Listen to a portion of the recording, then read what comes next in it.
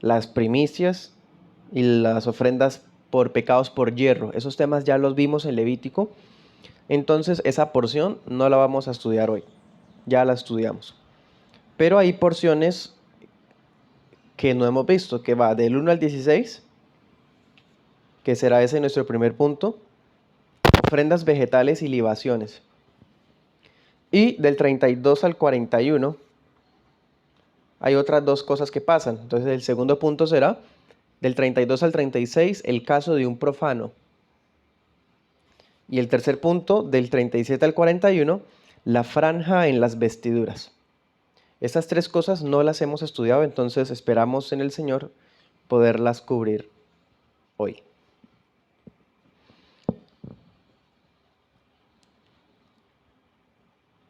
Bien. En algún punto del tiempo en el que el campamento estuvo en el desierto, el Señor habló a Moisés. Y en esta palabra Él le indica a Moisés algunos detalles complementarios con relación a las ofrendas.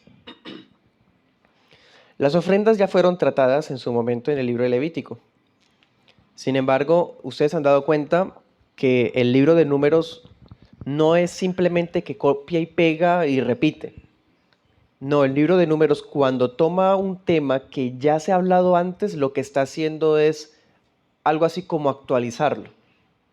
Recordemos que en Levítico ellos estaban en el Sinaí recibiendo las instrucciones del sacerdocio del tabernáculo, pero en ese punto ellos se supone que iban a entrar a la tierra prometida y pues debido a su pecado tuvieron que regresarse, así que están ahora en el desierto de Sin. No se sabe cuánto ha pasado, habrán pasado meses, años. En el capítulo anterior, en el 14, vimos que se les negó entrar y de todas formas intentaron entrar a la fuerza, pero el Señor los hizo regresarse prácticamente. Fueron derrotados en Horma. Entonces, el hecho de que aquí vuelva a hablarse de las ofrendas, habla de los holocaustos, de los votos, de las ofrendas voluntarias, de las ofrendas de paz. Bueno, al compararlo con lo que ya estudiamos en Levítico, vamos a ver de realmente que no es una simple repetición, sino detalles complementarios. Por ejemplo, vamos a ver que se especifican las proporciones debidas a las oblaciones y a las libaciones. Ahorita les explicaré qué es eso. Porque cada ofrenda que se llevaba al tabernáculo, al altar de bronce, debía ir acompañada de una oblación o de una libación. Aquí también en este capítulo se habla de las primicias. Anticipa algunos detalles para la presentación de las primicias. Y luego habla de los pecados por hierro, que son los temas que no vamos a hablar hoy porque ya los vimos. El capítulo también contiene el relato, estamos en Números 15. Vamos a estudiarlo completo si el Señor nos da oportunidad. Y en Números 15 también está el caso de la ejecución de un hombre que profanó el día de reposo. ¿Sí? El hombre salió a recoger leña y lo descubrieron en día de reposo haciendo eso y lo mataron. Y también se incluye una orden de que en las vestiduras de los israelitas en los bordes debían añadirse como unas franjas con hilos. Esas son las cosas que aparecen en este capítulo. Obviamente para nuestra perspectiva moderna es muy extraño, a veces un poco severo, bueno, excesivo. Pero vamos a explicarlo en el contexto debido. Bueno, vamos con el primer punto. Ofrendas, oblaciones y libaciones. Eso va del 1 al 16. Leamos del 1 al 5. Dice: Y Jehová habló a Moisés diciendo: habla a los hijos de Israel y diles: cuando hubieres entrado en la tierra donde vais a habitar, que yo os doy, e hicieres ofrenda encendida a Jehová, holocausto o sacrificio para hacer voto, o como ofrenda voluntaria, o para hacer en vuestras fiestas señaladas, ofrecer olor agradable a Jehová, de vacas o de ovejas, Entonces el que ofreciere su ofrenda a Jehová traerá por presente una décima de un efa de flor de harina amasada con la cuarta parte de un hin de aceite. Y de vino.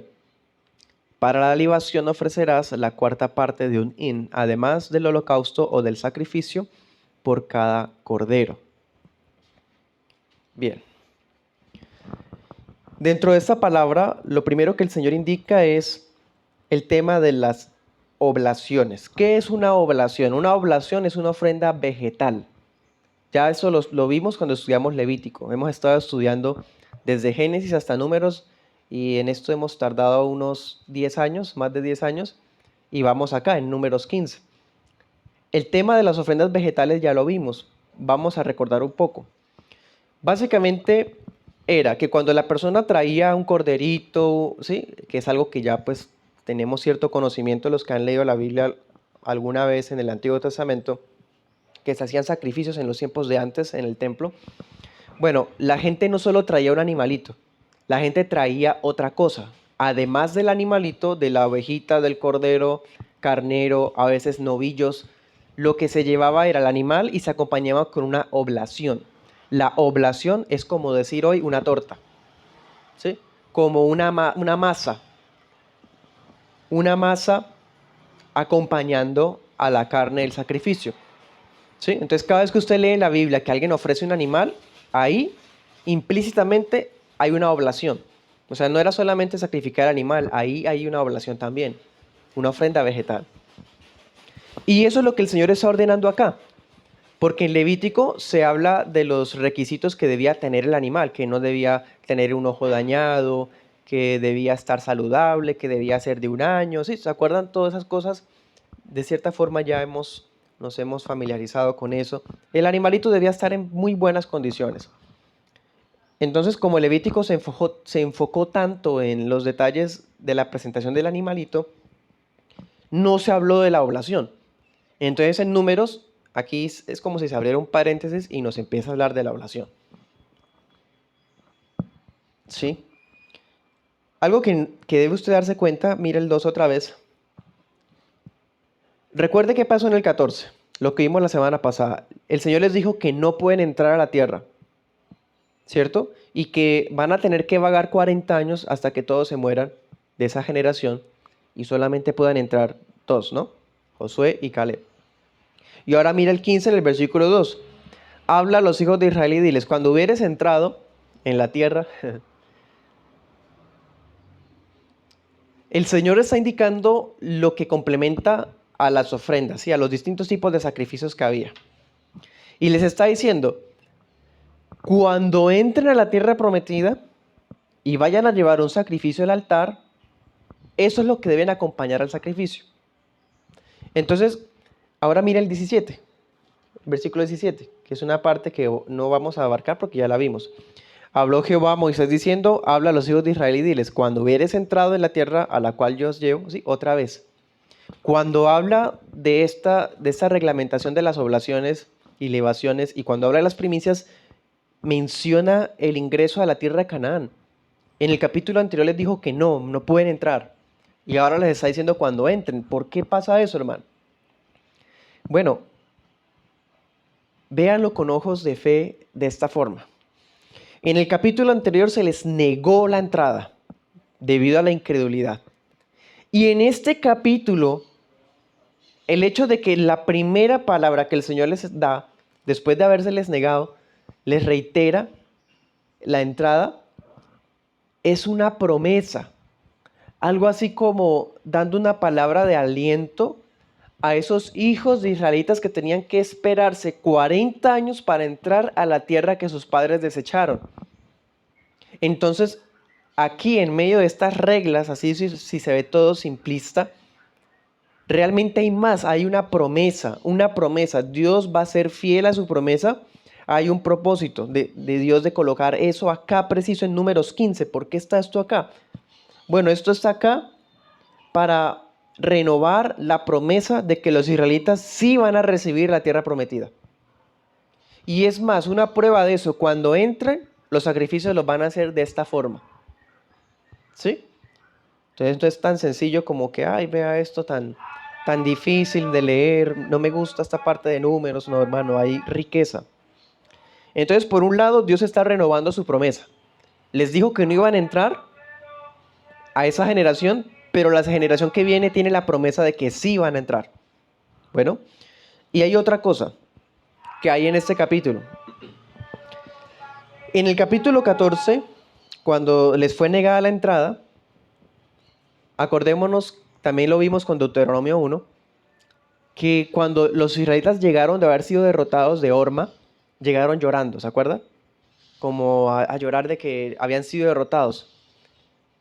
Y dice, y el Señor no los escuchó. O sea, la comunión que el pueblo tenía con Dios se perdió, se rompió por su pecado e incredulidad. Entonces, el hecho de que esté colocado este capítulo preciso aquí, nos está enseñando, hermano,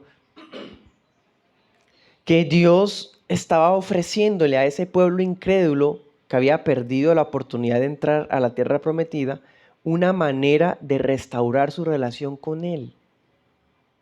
¿Para qué servían las ofrendas? Los sacrificios. ¿Para qué? Para adorar, para presentarse ante Dios en acción de gracias, para adorarlo, para, mejor dicho, tener comunión con Él. Entonces, el pueblo había perdido su comunión con Dios en el capítulo anterior por la incredulidad. Estas leyes de las ofrendas, preciso en esta parte del libro, muestran la manera ordenada por Dios para que los que son suyos, para el remanente escogido que estaba ahí en ese desierto, que había sido condenado a vagar por 40 años, pudiera recuperar su relación con Dios. Si alguno de ellos había pecado, podían acercarse ante el Señor, por decir algo, con una ovejita, con su oblación. Iban al altar y le pedían perdón al Señor por lo que habían hecho en ese tiempo. Y la relación con Dios se recuperaba, ¿sí? Se restauraba la comunión, pero la consecuencia de su pecado de todas formas debía pagarse. Pero ya estaban en paz con Dios. Esto confirma lo que dijimos la vez pasada, que no significa que todos los que se quedaron se fueron al infierno. Al contrario, muchos de los que se quedaron eran realmente escogidos de Dios. Y eso es una prueba de esto. De esos escogidos practicaron esto de Números 15, estando en el desierto, para recuperar su comunión con el Señor. Bueno, entonces vemos el propósito general de que Números 15 trate de eso. Es que es extraño. Uno está leyendo la historia y de repente empieza a hablar de sacrificios. Bueno, todo tiene una razón de ser. Bien, sigamos adelante. Estamos en el versículo 3 al 5. ¿Sí? Cuando ellos llegaron a la tierra prometida, si alguno de ellos quería ofrecer un holocausto, un voto o una promesa, ¿no? Una ofrenda voluntaria, fuera por iniciativa propia o en medio de una fiesta solemne, entonces si el que adoraba traía una vaca, una oveja o un cordero, acompañaba el sacrificio con 2 kilos de harina fina amasada en 1 litro de aceite como ofrenda vegetal u oblación. Bueno, ¿y qué es la libación? La libación es que, téngalo presente, esto aplica para todo en el Antiguo Testamento. Además del animalito, se traía una oblación. Ya vimos que es una ofrenda, una masa, ¿sí? Una harina fina amasada con aceite. Dependiendo del tipo de animal, debía ser estas cantidades. Debía ser 2 kilos de harina fina con 1 litro de aceite, ¿sí? Eso se llevaba como oblación, como masa. Pero aparte de la masa, de la ofrenda vegetal, había otra cosa. Era la libación. ¿La libación qué es? Que además de eso se llevaba al altar 1 litro de vino. Se llevaba vino. Eso es libación. Lo que decíamos en Levítico, una ofrenda líquida. La ofrenda líquida. ¿Sí? Esa es la libación. Entonces, dése cuenta. En los sacrificios habían oblaciones y libaciones. Por eso la predicación de hoy se llama así, accesorios del culto. Además de los elementos necesarios para adorar al Señor, para tener comunión con Él, se añadían otros 2 detalles. Leamos versículos 11 y 12. Dice: así se hará con cada buey, o con cada carnero, o con los corderos de las ovejas o de las cabras. Conforme al número que ofreceréis, así haréis con cada uno según el número de ellos, ¿sí? Es decir, esas son las proporciones. Lo que les decía ahorita, 1 litro de aceite, 1 litro de vino, con 2 kilos de harina, bueno. Esas son las proporciones dependiendo del número de animales. Si era una vaca, entonces debía ser esa cantidad. Si era una oveja, debía ser esa cantidad. Versículo 13.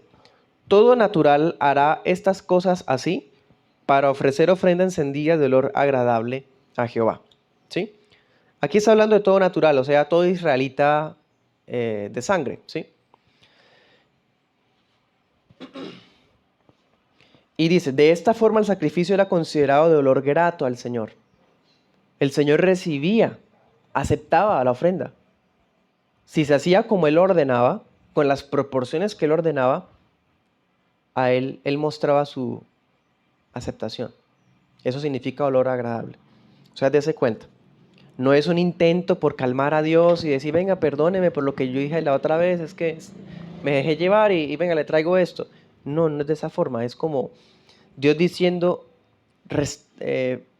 restauren su comunión conmigo así y háganlo de esta forma y yo les responderé favorablemente.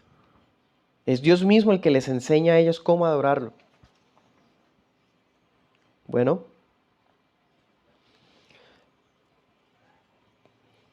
sigamos adelante, versículos 6 al 10. Dice, por cada carnero, ahorita dijo que por cada oveja y vaca, ¿no? Y ahora dice por cada carnero. Porque dependiendo del animal, era la medida de la oblación y de la libación. Dice, por cada carnero ofrecerás presente de 2 décimas de flor de harina amasada con el tercio de un hin de aceite. Bueno, eso en términos de nosotros hoy es 4 kilos de harina amasada con 2 litros de aceite. ¿Sí? Y de vino para la libación ofrecerás el tercio de un hin en olor agradable a Jehová. Eso en nuestros días sería 1,5 litros de vino. Bueno, entonces aquí vemos otra vez la oblación, la libación, pero dése cuenta que aumentó, ¿no? Ahorita eran 2 kilos, ahora son 4 kilos, ¿sí? Cuando era un carnero, entonces la medida era más grande. Solamente esa es la variedad que quería el Señor especificar. En el versículo 8 dice, cuando ofreciereis novillo, ya eso es como un becerro, ¿no? Como un torito. Entonces, un novillo, un buey joven, en holocausto o en sacrificio para ofrecer voto o en ofrenda de paz a Jehová, ofrecerás con el novillo un presente de 3 décimas de flor de harina amasada con la mitad de un hin de aceite. Bueno, eso es 6 kilos de harina con 2 litros de aceite, más cantidad. Claro, si alguien tiene para llevar un buey, tiene para llevar más en la oblación. Dese cuenta también esa proporcionalidad, ¿no? Porque era una cultura pastoril, llevaban ganado, tenían ovejas, cabras, ¿cierto? Pero no todos tenían bueyes. Los bueyes era como hoy día, las cabezas de ganado mayor es más, representa mucho más estatus, ¿cierto? Entonces por eso es que la medida va aumentando. No es lo mismo que llevar una ovejita con 1 kilo de harina amasada a llevar un toro. Si lleva un toro, pues puede llevar más oblación. Entonces son 6 kilos de oblación. Versículo 10 dice, y de vino para la libación ofrecerás la mitad de un hin como ofrenda encendida de olor agradable a Jehová. Esos son 2 litros de vino. Versículos 14 al 16. Y cuando morare con vosotros extranjero o alguien que estuviere entre vosotros por vuestras generaciones, si hiciere ofrenda encendida de olor agradable a Jehová, como vosotros hicieres, así hará él.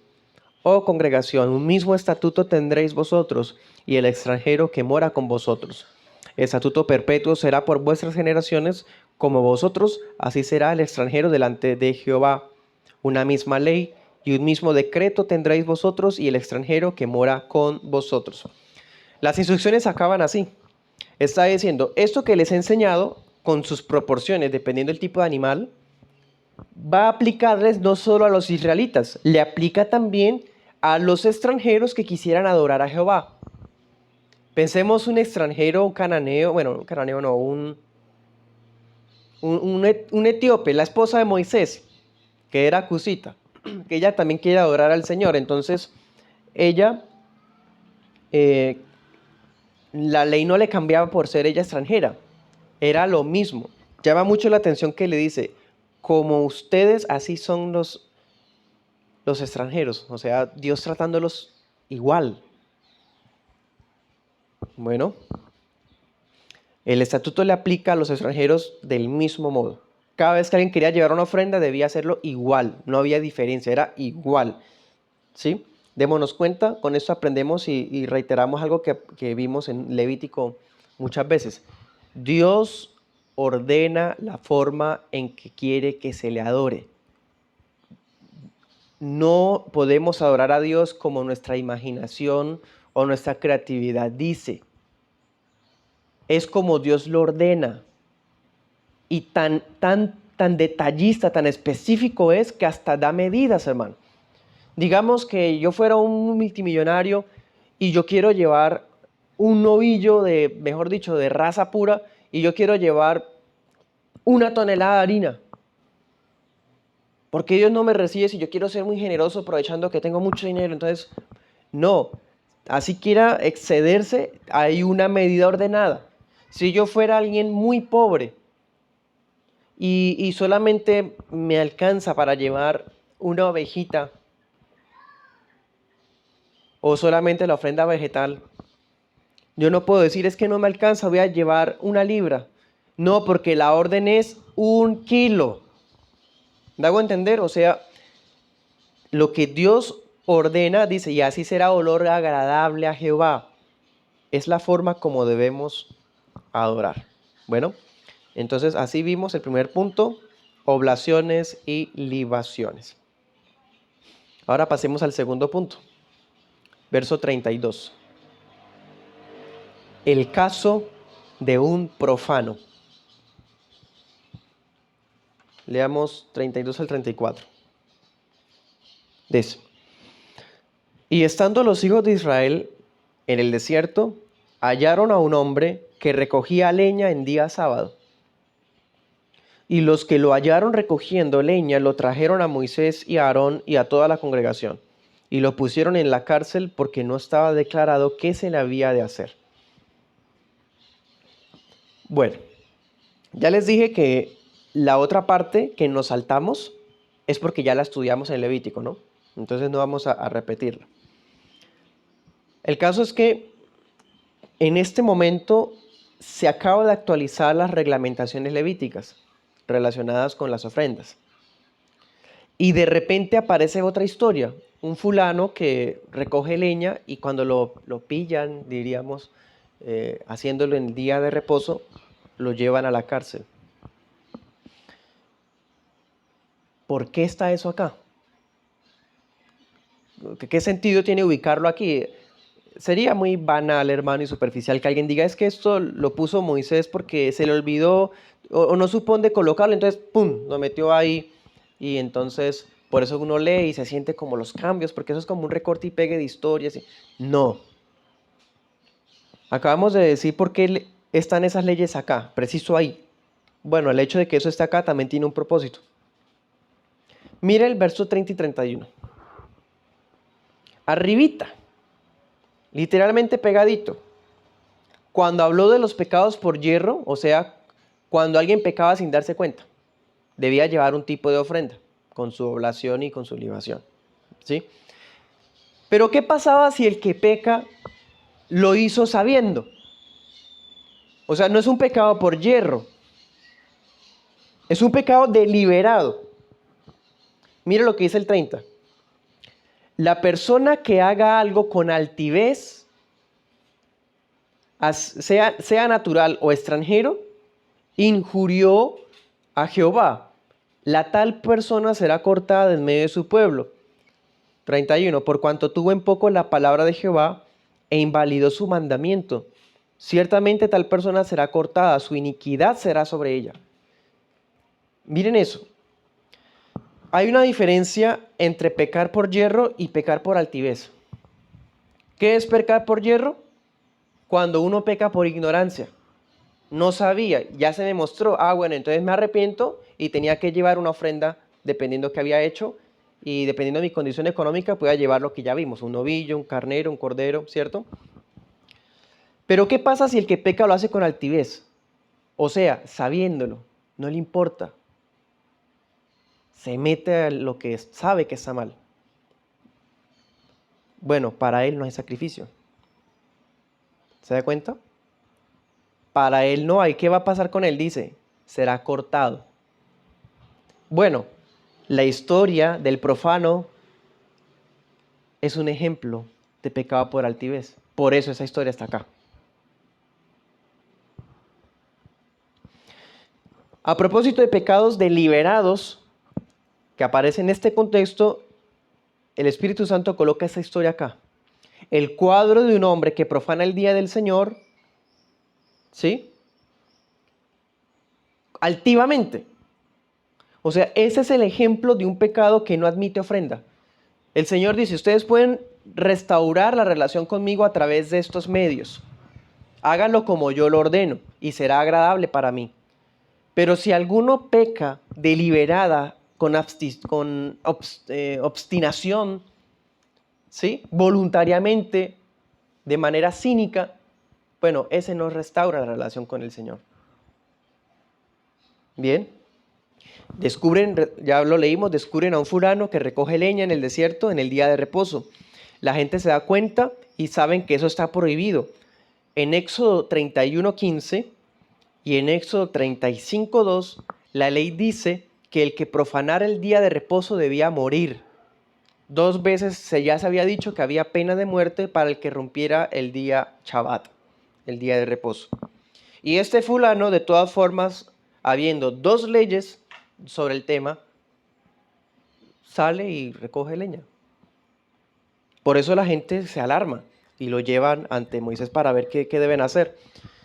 Algunos piensan que, bueno, lo dejaron en la cárcel porque aunque la ley decía que debía morir, había pena de muerte, no decía cómo se mataba a la persona. Si se colgaba en un madero o bueno, cómo se hacía. Entonces, parece que mientras el Señor le muestra a Moisés lo que debía hacer, entonces por eso lo pusieron ahí en la cárcel. Dice la Reina Valera 2015, lo tuvieron bajo guardia. Además, había otro detalle. ¿Qué pasaría si el hombre pecó por ignorancia? Se le olvidó o pensemos que no se enteró, lo cual es casi imposible porque todo eso se pregonaba por el campamento y se pasaba la voz. Bueno, entonces la espera, a ver Dios qué decía, era de pronto dando oportunidad de que quizás no pecó voluntariamente. Pero ¿qué dice el Señor cuando se le pregunta, Señor, ¿qué debemos hacer con este fulano? Lea 35 y 36. Y Jehová dijo a Moisés, muera irremisiblemente aquel hombre. Apedréelo con piedras toda la congregación fuera del campamento. Entonces lo sacó la congregación fuera del campamento y lo apedrearon con piedras y murió como Jehová mandó a Moisés. Está tan adulterado el evangelio de ahora en las iglesias no evangélicas que hasta hay cristianos que cuando leen esto se alarman porque no conocen a Dios. Hermano, aquí dice la palabra, es Dios el que está ordenando esto. ¿Por qué? El Señor está diciendo acá que ese fulano debe morir irremisiblemente, que la congregación es la que lo debe matar por lapidación. Sáquenlo afuera del campamento y mátenlo afuera del campamento. Mire Levítico 24:16. Esa misma manera de matar a alguien está en Levítico 24:16 cuando alguien blasfemaba. ¿Se acuerdan? Dice, el que blasfeme el nombre de Jehová ciertamente ha de ser muerto. Toda la congregación sin falta lo apedreará, sea extranjero o natural. Si blasfema el nombre, morirá. Al profano de Números 15 lo trataron igual que al blasfemo de Levítico 24. ¿Qué parecido hay entre quebrantar el día del Señor y decir blasfemias? ¿Saben qué es lo parecido entre una cosa y otra? Que ambas son con obstinación. La persona lo sabe. En Levítico 24 el blasfemo no le importó en la riña. ¿Se acuerdan que hubo una pelea y el hombre empezó a decir cosas y maldijo a Dios? Él lo estaba haciendo obstinado, con altivez, con soberbia. Y este fulano que está recogiendo leña, ¿cómo está pecando? Igual, yo sé que hay pena de muerte por esto, pero no me importa. Necesito leña, ¿y qué? Y salió a recogerla. ¿Sí? Obstinación es lo que hay en común, por eso los trataron igual. Así que el hombre había hecho con obstinación, no tenía manera de hacerse una ofrenda para perdonarse, sino que debía morir. Lo ejecutaron. Bien. Hoy pues hablamos del Día del Señor como una oportunidad para reunirnos alrededor de la Escritura, para practicar obras de misericordia, para practicar obras de necesidad, ¿cierto? No se habla en términos de Shabbat como en los tiempos de antes, hablamos en términos de Día del Señor como términos de culto, de adoración, ¿cierto? Hay un régimen diferente. De todas formas, el cuarto mandamiento que dice, acuérdate del día del reposo para santificarlo, ¿sí? Es algo vigente. Ya no se aplica del mismo modo que antes, pero sigue estando vigente. Sigamos adelante. Tercer punto, la franja en las vestiduras. Me quedan algunos minutos para alcanzar a terminar. 37 al 41. Dice, y Jehová habló a Moisés diciendo, habla a los hijos de Israel y diles, que se hagan franjas en los bordes de sus vestidos, por sus generaciones, y pongan en cada franja de los bordes un cordón azul. Y les servirá como franjas para que cuando las vean, se acuerden de todos los mandamientos de Jehová para ponerlos por obra, y no vayan en pos de su corazón y en pos de sus ojos, tras los cuales fornican, para que se acuerden y cumplan todos mis mandamientos y sean santos a su Dios. Yo soy Jehová su Dios, que los saqué de la tierra de Egipto para ser su Dios. Yo Jehová su Dios. Yo Jehová su Dios. Habla hasta en términos de Levítico, ¿no? Muestra que es una unidad, Levítico con números. En fin. Primera parte. Ordena al Señor la forma en la que debe ser adorado. Y cada vez que alguien llevaba un sacrificio, dependiendo del tipo de animal, debía acompañarnos con una oblación y una libación. Bueno, luego se muestra el caso de un blasfemo, alguien que no tiene oportunidad de llevar ofrenda porque pecó obstinadamente. Y ahora de repente empieza a hablarnos de un accesorio en la ropa. Otra vez queda la incógnita.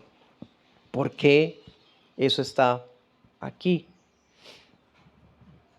Dice otra versión, estos son flecos en un manto. Resulta que esto iba en los bordes de la vestidura y en cada borde iba a ir un cordón azul. En las vestiduras de los israelitas había un accesorio que se llamaba manto. El manto era pues con lo que se cubrían. Los hombres también lo usaban, era como, no digo velo como tal, sino un manto, era cuadrado. En el caso de las mujeres, el manto era más largo, ¿sí? Esa era la forma de diferenciar la vestimenta entre ellos. Las franjas iban en las cuatro puntas del manto, ¿sí? Como es cuadrado, bueno, entonces iba en las cuatro puntas. Y eso se llevaba externamente y se colocaba un hilo o un cordón, mejor un cordón azul. Lea Deuteronomio 22, 14, 22, 12, Deuteronomio 22, 12.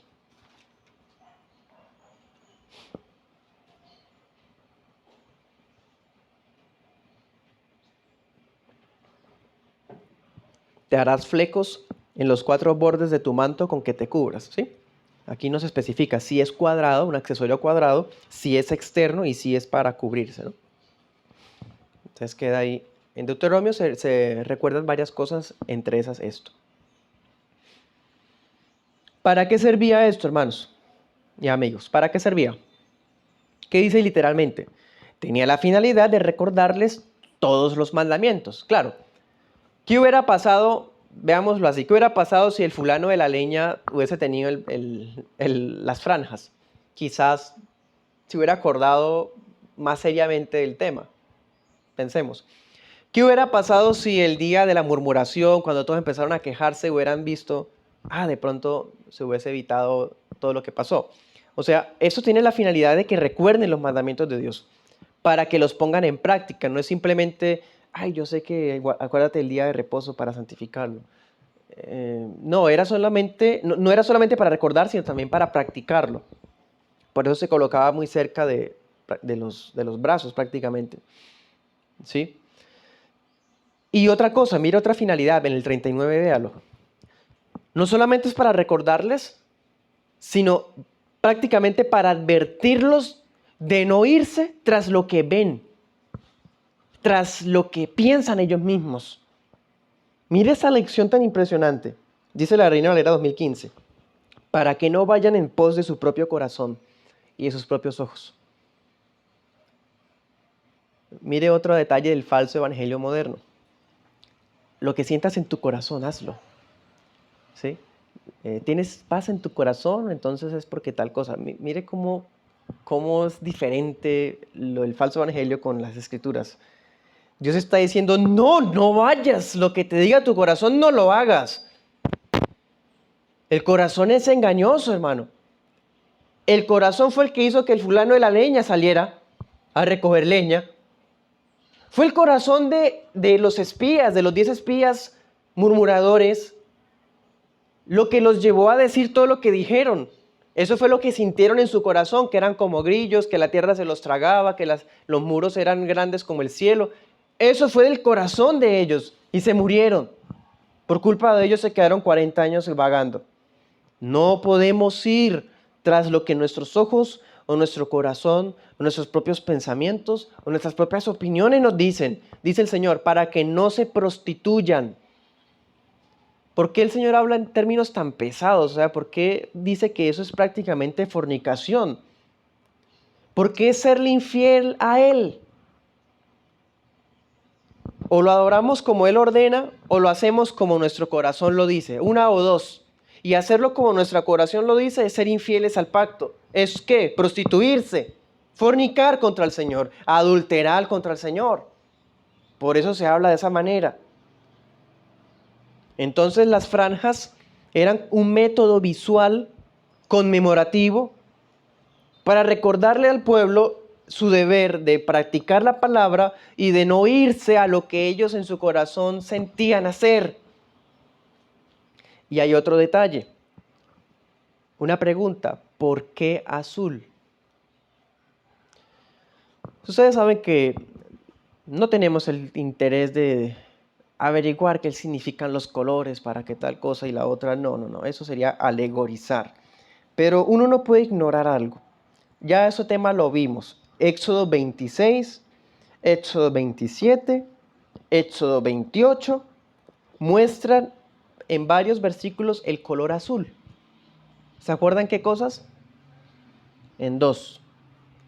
En las cubiertas del tabernáculo y en los hilos con los que se amarraban las vestiduras del sacerdote. Entonces, en vez de buscar el significado del color azul para empezar a vestirnos más seguido de azul, aquí realmente el propósito es, ¿qué acaba de decir? Conmemorar, recordar, ¿sí? Que recordamos el azul donde estaba, en el tabernáculo. ¿Qué es el tabernáculo? ¿Qué eran las vestiduras del sumo sacerdote Aarón? ¿Para qué era eso? Bueno, aquí el meollo es ser santos. Lea Éxodo 19:6. Éxodo 19:6. Aquí está la razón de por qué era azul. Éxodo 19:6.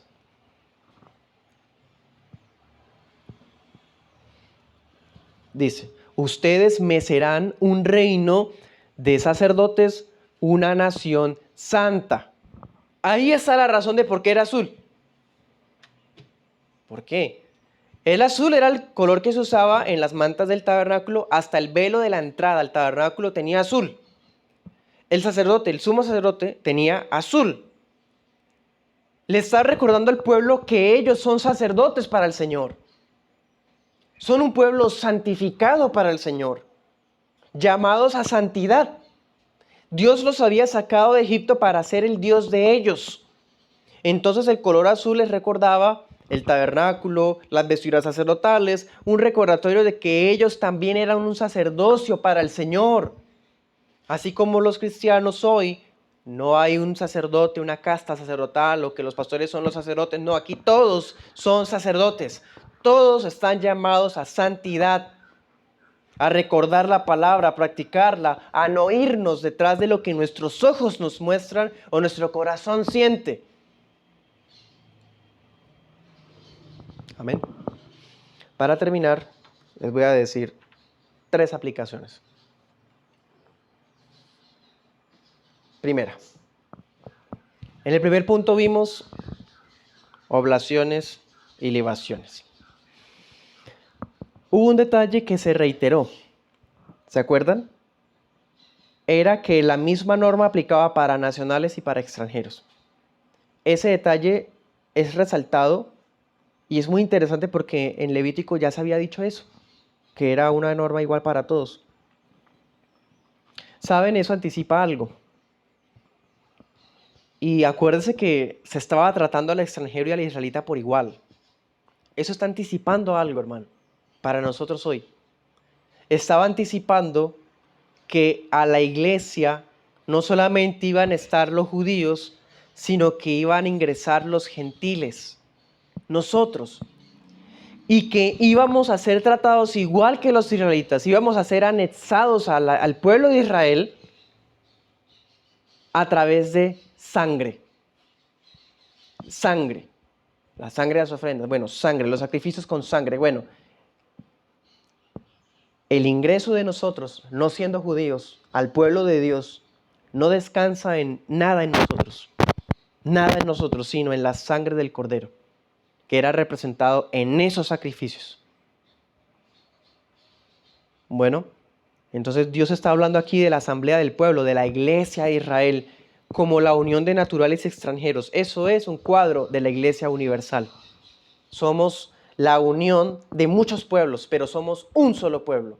Somos un solo pueblo, así seamos, como dijimos la semana pasada, colombianos, venezolanos, judíos o gentiles. Sea la nacionalidad que tengamos, en Cristo somos un solo pueblo. Y ya estaba anticipado también en Números 15. Segunda aplicación.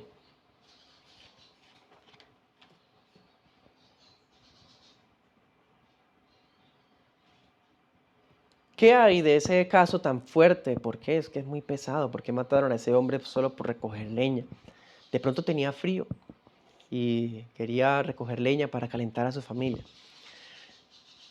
Somos especialistas en buscar objeciones, en tratar de denigrar, desacreditar las órdenes claras de Dios. Si en su corazón piensa así, dése cuenta cuán engañoso es. Es nuestra necesidad de conocer al Señor. Él es santo. Él es santo. En su santidad ha demandado una adoración textualmente, ¿sí? No conforme a nosotros nos parezca. Esto, si usted y yo miramos con ojos de la carne, con un corazón engañoso, las palabras, vamos a decir, uy, no, esto no puede ser. Pero si usted entiende lo que hemos estudiado hasta este punto, lo que ha visto usted con sus propios ojos en las Escrituras, conoce al Dios de las Escrituras, no le es alarmante porque ya Dios había dicho y está mostrando la santidad de su adoración. Nos recuerda la seriedad de la adoración de hoy. Hoy ya no hay pena de muerte por eso. Hoy ya no hay órdenes de pronto no encender la estufa, como hacen algunas sectas de que no hay que encender fuego, entonces no, tampoco. Pero hoy lo que sí está vigente es en qué dedicamos el día domingo. El domingo, el día de la resurrección de Cristo, el día que la iglesia debe conmemorar, ¿Qué hace usted? Lo dedica para ver películas, para pasear, para salir Bueno, ¿qué hace el domingo? O sea, ¿para usted el día del Señor son las 2 horas de culto o es el día del Señor? ¿Qué es para usted? Medítelo en su corazón. ¿Sí? No se está diciendo no haga, no diga, no salga, no toque. No. Se le está diciendo es qué es lo que sí hace. ¿Qué hace? ¿Lee el devocional con la familia? ¿Lee su devocional privado? No solamente asiste al día del Señor en el culto en la iglesia local, sino qué hace en la casa después. O sea, sale de la iglesia y ya se acabó el día del Señor y ahora es como el día festivo igual que los del mundo. Mediten eso, hermano. Para el evangelicalismo moderno eso no importa, pero para el cristianismo bíblico esto es importante. El Señor lo habla. Démosle la importancia a lo que merece importancia. Y tercera y última aplicación. Hoy día, hablando de las vestiduras, de las franjas, ya no tenemos vestiduras especiales. Es algo evidentemente legalista y triste que hayan púlpitos que se gastan horas de, en vez de hablar temas importantes de la escritura, se ponen a hablar de faldas, de cabellos, de no te cortes, no te pintes, no hagas, no digas. Y les pregunta a uno incluso a esos líderes, a esos pastores, qué es justificación y ni saben responder. Porque están perdiendo el tiempo en diezmar la menta y el comino, ¿sí? Pasan el camello y se tragan el mosquito, diría el Señor Jesús. Ocupados en prohibir cosas, en decir cosas. Bueno, hoy ya no hay vestiduras especiales para recordar la santidad, entonces vamos a remangar o vamos a ponernos el botón hasta acá, vamos a usar tal ropa y cuando la vea entonces me acuerdo de los mandamientos. No, es más, si usted necesita recordatorios visuales o colocar la música de fondo para sentir, hay que cuestionarse entonces la adoración que está dando. La adoración del nuevo pacto no depende de elementos visuales. Nosotros usamos imágenes solamente para recordar. En el nuevo pacto, dígame qué cosa hay para recordar. En el antiguo habían cosas para recordar y no eran imágenes, eran las franjas. No hay lugar para caer en obediencias superficiales. ¿Usted sabía que hay sectas hoy que usan esos cordones? Les pasa como los fariseos en Mateo 23:5. Si quiere léalo, vea los ridículos que se volvieron por aplicar esas cosas literalmente. Mateo 23:5. Esto lo dice el mismo Señor Jesús. Le dice el Señor a los escribas y fariseos: hacen todas sus obras para ser vistos por los hombres, ensanchan sus filacterias y extienden los flecos de sus mantos. Esos eran accesorios que los fariseos usaban para ser vistos. ¿Qué hacían estos fulanos? Ellos seguían usando las franjas. Y para mostrar que eran muy piadosos, usaban las franjas y los cordones grandotes. Y los cordones largos. Y entre más largo, entonces más obedientes. Miren lo absurdo que es. ¿Qué es lo que querían? Ser vistos. En cambio, ¿qué hace el Espíritu Santo hoy en los días del nuevo pacto? Jeremías 31:33.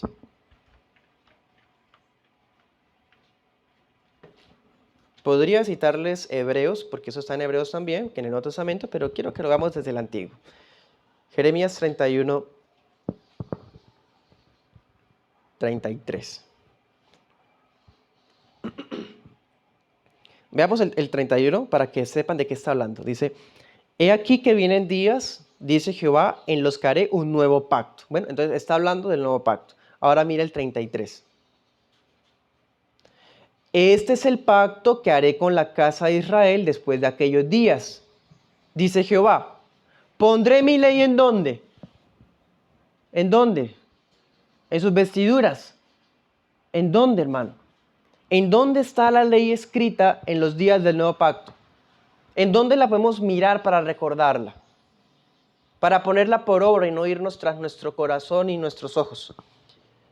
En el interior, sobre el corazón, un corazón regenerado, Corazón de ellos la escribiré, les seré por Dios y ellos me serán a mí por pueblo. Nadie enseñará a su prójimo ni nadie a su hermano diciendo, conoce a Jehová, porque todos ellos me conocerán, desde el menor de ellos hasta el mayor de ellos, dice Jehová, porque perdonaré la iniquidad de ellos y de su pecado no me acordaré más.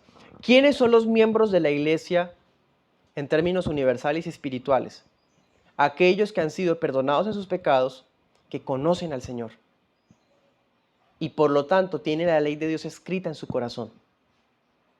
Ahí está. ¿Necesitan elementos visuales para acordarse? No son parte entonces del pueblo de Dios. Si somos parte del pueblo de Dios, ¿dónde está escrita la ley? En el corazón. ¿Hacia dónde podemos mirar? ¿Hacia dónde mira hoy un hijo de Dios que cae en el mismo pecado una y otra vez? ¿Hacia dónde debe mirar? Es que ya no tengo los flecos. Si yo los tuviera, está buena idea, ¿no? Porque uno mira y uno se acuerda. ¿Hacia dónde debemos mirar, hermanos? ¿Sabe a dónde mire? Mire los flecos de las vestiduras de justificación que recibió de Jesús. Los nuevos vestidos de Cristo que nos dio por medio de la fe. Y apártese de aquello que estimula su carnalidad. Aquello que usted apetece, sabe que es pecado, huya de eso. Esa es la manera de acordarse de los mandamientos.